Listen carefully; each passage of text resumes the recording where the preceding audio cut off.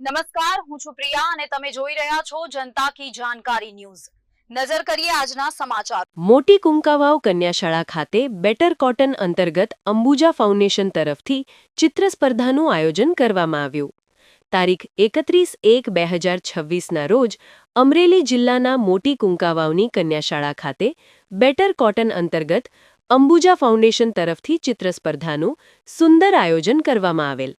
ચિત્રના વિષય અને કપાસ આધારિત ખેતી જેવા ઘણા વિષયો પણ હતા, જેમાં ધોરણ 5 થી 8 સુધીના વિદ્યાર્થીઓએ ભાગ લીધો હતો।